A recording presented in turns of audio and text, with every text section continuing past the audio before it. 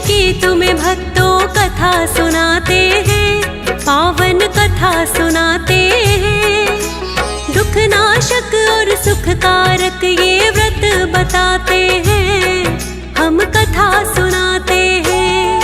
हम अजा एकादशी की तुम्हें भक्तों कथा सुनाते हैं, पावन कथा सुनाते हैं। दुख नाशक और सुखकारक ये व्रत बताते हैं, हम कथा सुनाते हैं। जो कथा को सुनते सुनाते वो बड़ा ही पुण्य कमाते। जो कथा को सुनते सुनाते वो बड़ा ही पुण्य कमाते।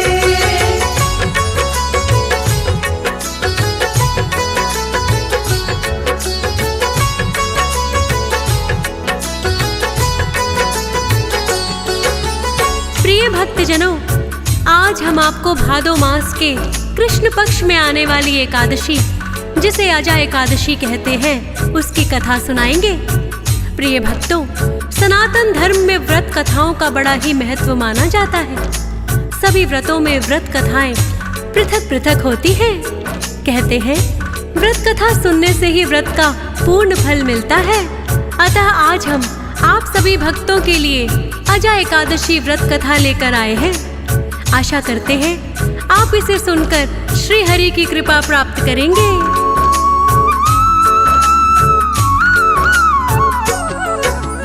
एकादशी के व्रत में विष्णु जी का ध्यान लगाते, विधि विधान से पूजा पाठ कर आरती भी है गाते, और सुनते हैं व्रत कथा भी अजा एकादशी की। श्री कृष्ण ने कथा युधिष्ठिर को ये सुनाई थी। जब भी कथा कोई पांडव बंधु सुनना चाहते, श्री कृष्ण के पास ही वो तो सुनने को आते। आज भी फिर से युधिष्ठिर श्री कृष्ण के पास आए, बोले मुझको अजा एकादशी व्रत की कथा सुनाए। तब श्री कृष्ण युधिष्ठिर को ये कथा सुनाते हैं, पावन कथा सुनाते हैं। दुख नाशक और सुखकारक ये व्रत बताते हैं, हम कथा सुनाते हैं। जो कथा को सुनते सुनाते वो बड़ा ही पुण्य कमाते। जो कथा को सुनते सुनाते वो बड़ा ही पुण्य कमाते।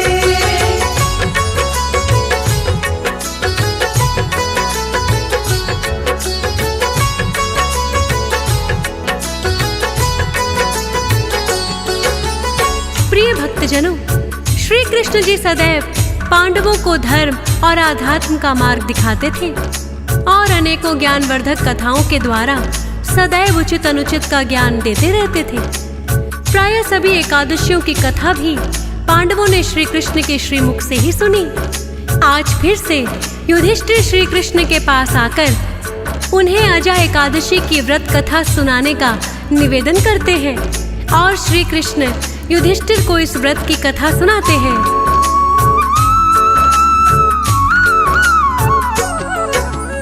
अजा एकादशी व्रत कथा सुन लो ध्यान लगा के।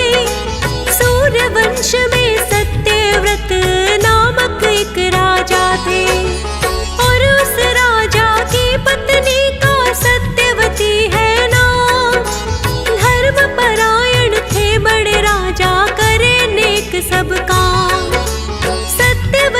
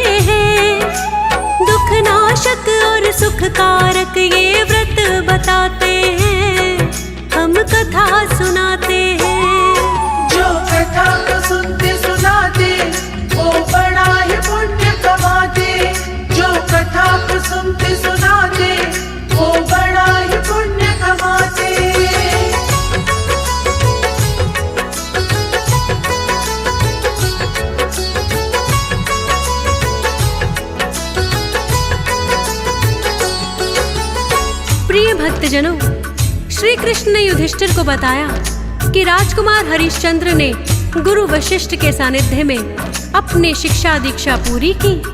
तत्पश्चात उन्होंने अपने पिता का राजपाट संभाल लिया। समय आने पर उनका विवाह तारावती नामक राजकन्या से हुआ।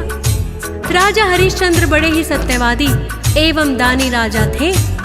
वो ब्राह्मण एवं दीनहीनों को खूब दान दक्षिणा देते थे। उनके राज्य में कोई भी दुखी नहीं था। यदि किसी को सपने में भी उन्होंने दान देने की बात कह दी तो उसे पूरा करते थे। उनकी सत्यता के चर्चे दूर दूर तक थे।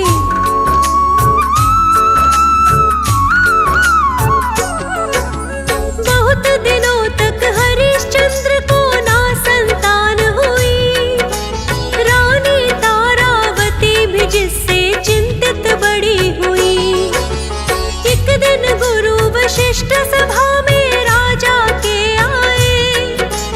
उन्होंने राजा हरिश्चंद्र को बता दिया है उपाय।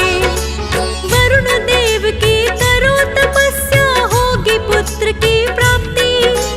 राजा रानी वरुण देव की करते हैं फिर भक्ति। वरुण देव उनकी भक्ति से प्रसन्न हो गए हैं। पुत्र की प्राप्ति का वरदान भी राजा को दिए हैं। हुआ पुत्र का जन्म तो खुशियाँ सभी मनाते हैं। पावन कथा सुनाते हैं। दुख नाशक और सुखकारक ये व्रत बताते हैं। हम कथा सुनाते हैं। जो कथा को सुनते सुनाते वो बड़ा ही पुण्य कमाते। जो कथा को सुनते सुनाते वो बड़ा ही पुण्य कमाते।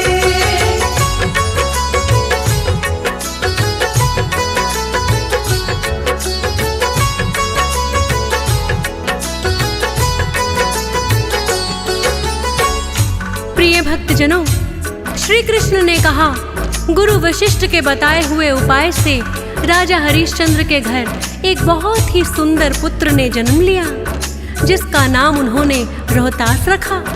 हे युधिष्ठिर, राजा हरिश्चंद्र ने रोहतास के जन्म पर ब्राह्मणों को खूब दान दिया। क्योंकि राजा हरिश्चंद्र दानी और धर्मात्मा थे, तो उनके चारों ओर ही चर्चे होते थे। यहाँ तक कि एक दिन स्वर्गलोक में भी ये बात पहुँच गई कि राजा हरिश्चंद्र के समान सत्यवादी और दानी पूरे पृथ्वी लोक में नहीं है। तब ऋषि विश्वामित्र के मन में आया कि यदि राजा हरिश्चंद्र इतने ही दानी हैं, तो अवश्य ही उनकी परीक्षा लेनी चाहिए।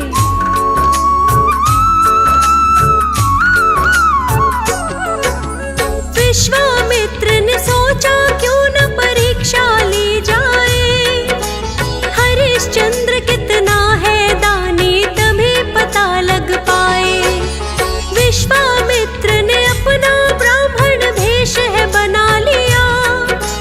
हरिश्चंद्र के सपने में आकर के फिर है कहा, तुम तो हो बड़े दानी राजा, मैंने यही सुना। आज मुझे भी मनवांछित एक दान है मांगना।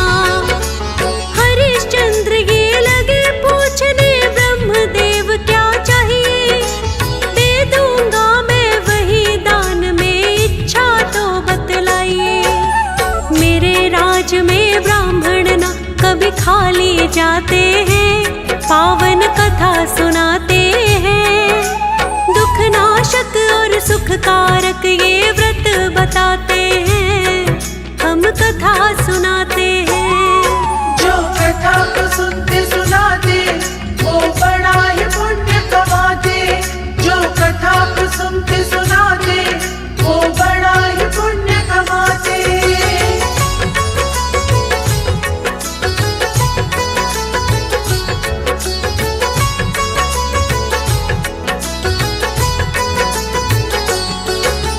प्रिय भक्तजनों, श्री कृष्ण ने कहा, है युधिष्ठिर, विश्वामित्र ने ब्राह्मण वेश में आकर राजा हरिश्चंद्र से उनका राजपाट ही दान में मांग लिया। राजा हरिश्चंद्र ने एक क्षण देर किए बिना अपना शीश मुकुट उतार दिया और ब्राह्मण को राजपाट सौंप दिया। किंतु ये तो सपने की बात थी। प्रातःकाल जब राजा हरिश्चंद्र सोकर उठे तो उस सपने के विषय में सोचकर बड़े ही चिंतित हुए। तब तक रानी तारावती उनके पास आईं।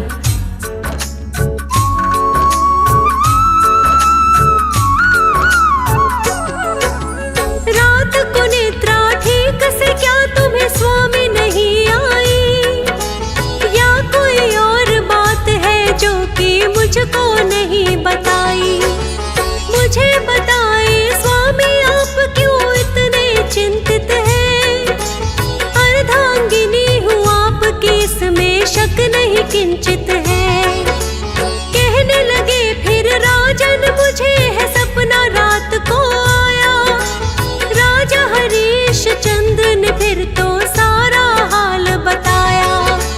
एक ब्राह्मण ने सपने में आकर राजपाट लिया मांग, और मैंने हंसकर रानी सब कुछ कर दिया दान। खटक रही मुझको वो ही सपने की बातें हैं, पावन कथा सुनाते हैं। दुख नाशक और सुख कारक ये व्रत बताते हैं, हम कथा सुनाते हैं। जो कथा को सुनते सुनाते वो बड़ा ही पुण्य कमाते। जो कथा को सुनते सुनाते वो बड़ा ही पुण्य कमाते।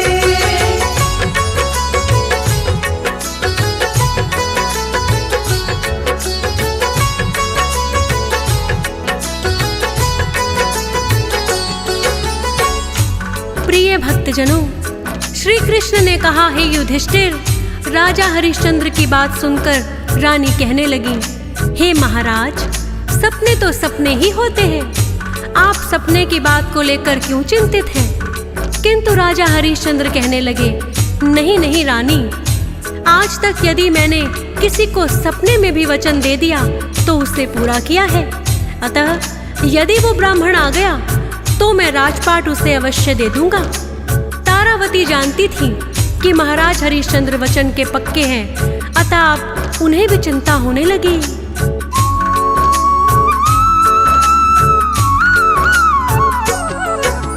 क्योंकि विश्वामित्र ने ही ये रची थी सारी माया। प्रातःकाल फिर वही ब्राह्मण राजा के पास आया। राजा हरीश चंद्र ने उठकर उनको प्रणाम किया और कहने लगे, सपने में मैंने आपको दान दिया। अपना वचन वही मैं अब तो निभाना चाहता हूँ। राजपाट को आप संभाले, मैं चला जाता हूँ। अपने शीश से मुकुट उतार के ब्राह्मण को दिया। राज सिंहासन भी तो हवाले उनको है किया। तारावती और रोहित इतने में आ जाते हैं, पावन कथा सुनाते हैं। दुख नाशक और सुख कारक ये व्रत बताते हैं, हम कथा सुनाते हैं। जो कथा को सुनते सुनाते वो बड़ा ही पुण्य कमाते। जो कथा को सुनते सुनाते वो बड़ा ही पुण्य कमाते।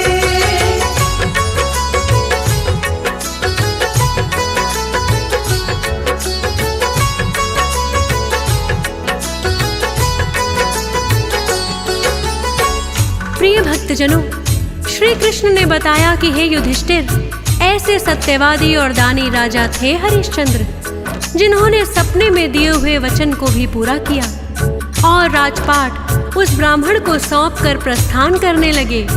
किंतु इतने में ही ब्राह्मण कहता है, हे राजन, आपने मुझे दान तो दे दिया किंतु दक्षिणा नहीं दी, और दक्षिणा के बिना दान अधूरा ही रहता है। अतः आप मुझे दक्षिणा भी देकर जाएं। तो हरिश्चंद्र पूछने लगे, हे ब्रह्मदेव, बताइए आपको दक्षिणा में क्या चाहिए? तो उस ब्राह्मण ने दक्षिणा में 60 स्वर्ण मुद्राएं मांग ली।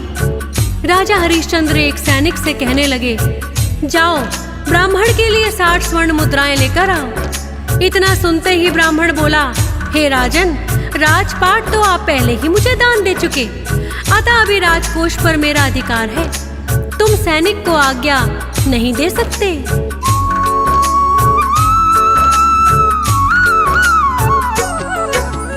अपनी भूल का राजन को फिर आभास हुआ, मन ही मन में उनको बड़ा ही पश्चाताप हुआ।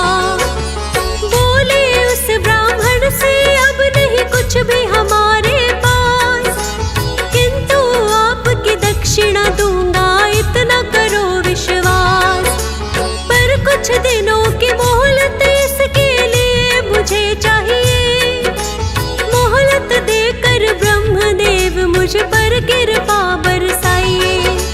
बोले ब्राह्मण 30 दिनों का तुमको समय दिया, 30 दिनों में यदि वचन ना तुमने पूरा किया, श्राप भी दे सकते हैं जिससे बच ना पाते हैं, पावन कथा सुनाते हैं। दुख नाशक और सुख कारक ये व्रत बताते हैं, हम कथा सुनाते हैं। जो कथा को सुनते सुनाते वो बड़ा ही पुण्य कमाते, जो कथा को सुनते सुनाते वो बड़ा ही पुण्य कमाते।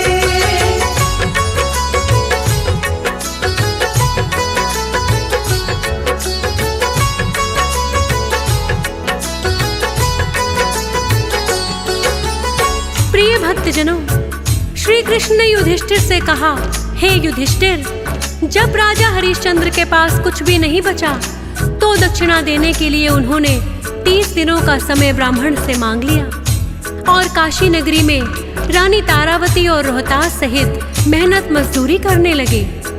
उन्होंने 29 दिनों में ही 60 स्वर्ण मुद्राएं एकत्रित कर ली। राजा हरिश्चंद्र ने सोचा कि अब जाकर मैं ब्राह्मण को दक्षिणा दे देता हूँ। इस उद्देश्य से वो नाव में बैठकर गंगा को पार करने लगे, लेकिन तभी बहुत तेज से हवा के झोंके चलने लगे और उनकी नाव हिचकोले खाने लगी। नाव संभालने में राजा हरिश्चंद्र के हाथों से स्वर्ण मुद्राओं की वो पोटली गंगा में डूब गई। जैसे ही उन्होंने गंगा को पार किया, वही ब्राह्मण आगे खड़े मिले और उनसे दक्षिणा मांगने लगे।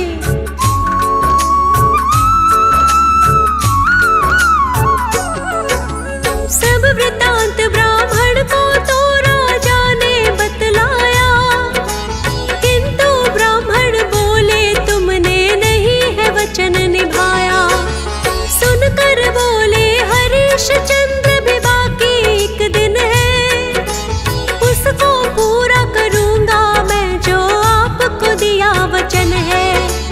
काशी नगरी में लगता था दासों का बाजार, खुद को बेचने के लिए राजा हो गए हैं तैयार। पहले बेचा रानी को और फिर बेचा रोहतास, खुद को बेचकर 60 स्वर्ण मुद्राएं हो गई पास। लड़का राजा रानी तीनों ही बिक जाते हैं, पावन कथा सुनाते हैं। दुख नाशक और सुख कारक ये व्रत बताते हैं, हम कथा सुनाते हैं। जो कथा को सुनते सुनाते वो बड़ा ही पुण्य कमाते, जो कथा को सुनते सुनाते वो बड़ा ही पुण्य कमाते।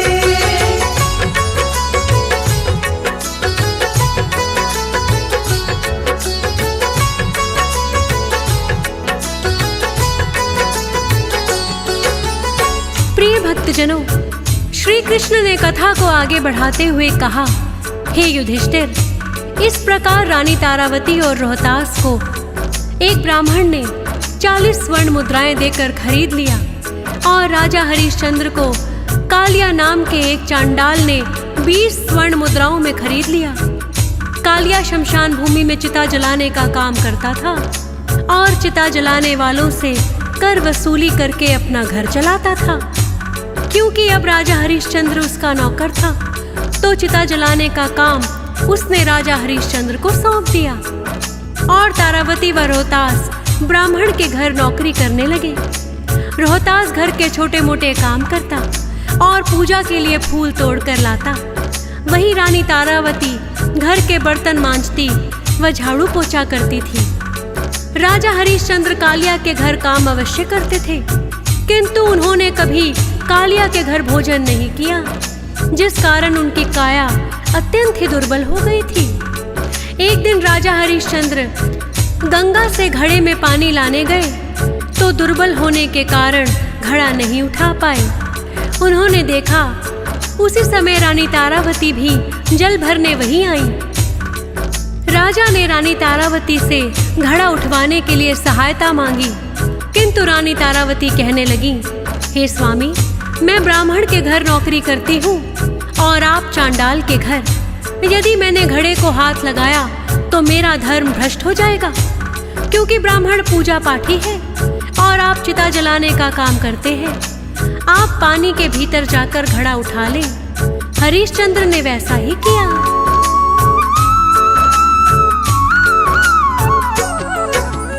ऐसे समय की मार पड़ी है जो कभी राजा था, कालिया का नौकर बनकर वो चिता जलाता था।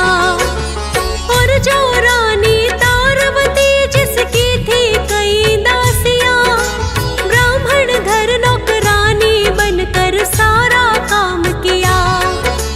एक दिन फिर रोहतास से ये कहा उसकी माता ने, पूजा के लिए फूल तोड़कर तुमको है लाने। फूल तोड़ने जब रोहतास है उपवन में आया, एक जहरीले नाग ने उसको फिर तो काट खाया। प्राण पखेरु तब रोहतास के उड़ ही जाते हैं, पावन कथा सुनाते हैं। दुख नाशक और सुख कारक ये व्रत बताते हैं, हम कथा सुनाते हैं। जो कथा को सुनते सुनाते वो बड़ा ही पुण्य कमाते। जो कथा को सुनते सुनाते वो बड़ा ही पुण्य कमाते।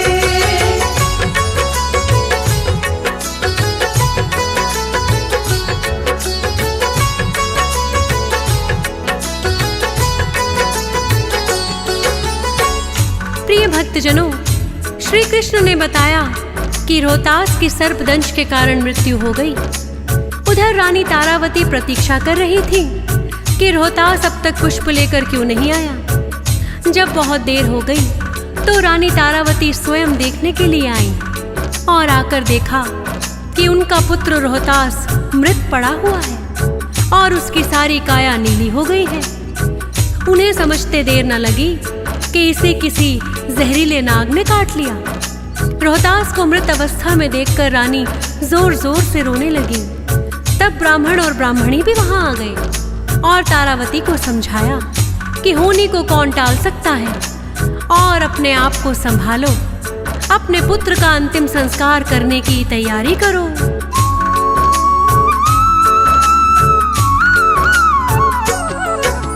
रानी तारावती का दुख नहीं देखा जाता है, हाथों में मृत पुत्र है और जीवित माता है। रोते रोते तारावती चलती शमशान की ओर। काली रात अंधेरी छाई, घटा बड़ी घनघोर। अपने पुत्र की खुद हाथों से लगी वो चिता बनाने, आकर उसको रोक दिया है हरिश्चंद्र राजा ने। कहने लगा तुम जो भी हो पर बाद में चिता बनाना, कर लगता है इस शमशान में पड़ेगा तुम्हें चुकाना। जो करते संस्कार सभी कर दे कर जाते हैं, पावन कथा सुनाते हैं। दुख नाशक और सुख कारक ये व्रत बताते हैं, हम कथा सुनाते हैं। जो कथा को सुनते सुनाते वो बड़ा ही पुण्य कमाते। जो कथा को सुनते सुनाते वो बड़ा ही पुण्य कमाते।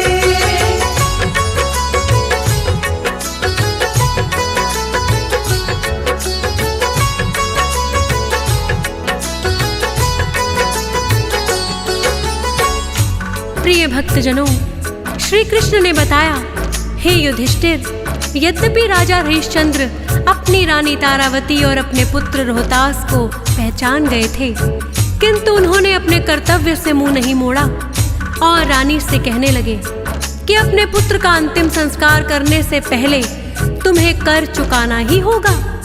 राजा हरिश्चंद्र की बात सुनकर रोते रोते रानी तारावती कहने लगी, हे स्वामी, कुछ तो दया करो, ये हमारा पुत्र रोहतास है और तुम्हें कर लेने की पड़ी है। राजा हरिश्चंद्र कहने लगे, किसका पुत्र? कौन रोहतास? मैं सिर्फ कालिया का नौकर हूँ। याद करो, उस दिन को जब मैं गंगा में घड़ा उठाने के लिए तुमसे सहायता मांग रहा था, तो तुमने चांडाल का नौकर बोलकर घड़े को हाथ भी नहीं लगाया था। मैं अपने मालिक से गद्दारी कैसे कर सकता हूँ? पहले शमशान भूमि का कर दो और बाद में अपने पुत्र का अंतिम संस्कार करना।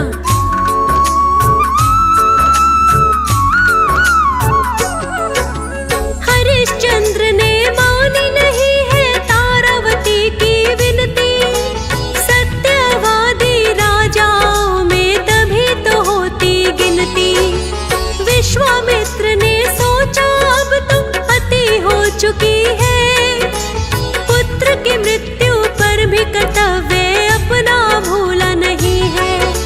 विश्वामित्र तत्काल उनके सामने आए, बोले राजन तुमसे हम तो जीत नहीं पाए।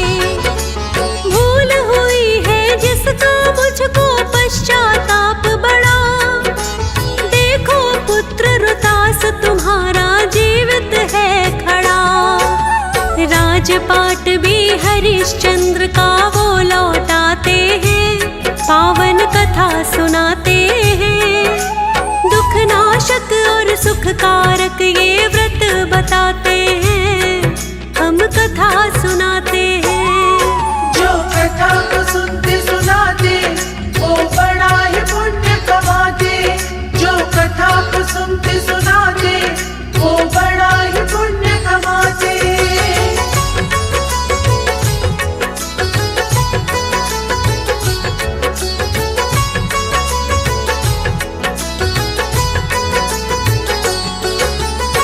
प्रिय भक्तजनों, श्री कृष्ण ने कहा, हे युधिष्ठिर, जब विश्वामित्र ने देखा कि राजा हरिश्चंद्र अपने मृत पुत्र को देखकर भी अपने धर्म से नहीं डिगा, तो इसके समान सत्यवादी कोई हो ही नहीं सकता। तब विश्वामित्र उनके सामने आ गए और रोहतास को भी जीवित कर दिया, उनका राजपाट भी लौटा दिया। एक दिन राजा हरिश्चंद्र गुरु वशिष्ठ से पूछने लगे, हे गुरुवर, विश्वामित्र जी की परीक्षा में तो मैं सफल रहा, किंतु कालिया का नौकर रहते हुए चिता जलाने और अंतिम संस्कार करने वालों से कर वसूलने के कारण मुझे जो पाप लगा है, उससे मुक्त होने का कोई उपाय बताइए। तब विश्वामित्र जी ने बताया, राजन, एकमात्र अजा एकादशी व्रत ही तुम्हें इन पापों से मुक्त करा सकता है। तब गुरु वशिष्ठ के कहने पर राजा हरिश्चंद्र ने विधि पूर्वक अजा एकादशी व्रत किया और श्री हरि विष्णु जी ने प्रसन्न होकर उन्हें सब पापों से मुक्त कर दिया तथा उनके लिए स्वर्ग के द्वार खोल दिए गए। ऐसा कल्याणकारी है अजा एकादशी का व्रत।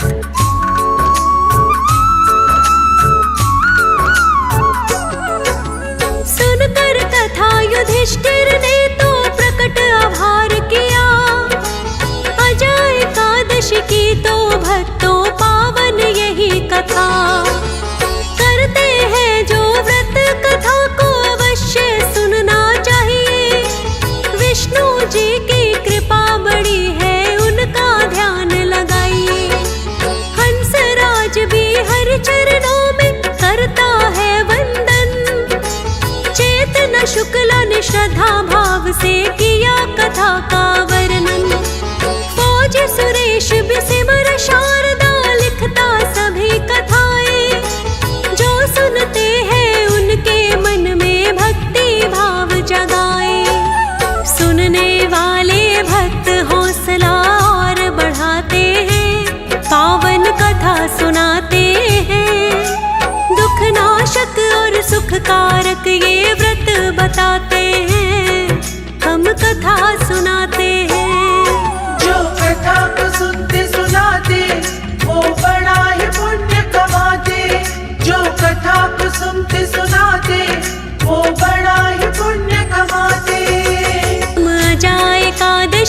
तुम्हें भक्तों कथा सुनाते हैं, पावन कथा सुनाते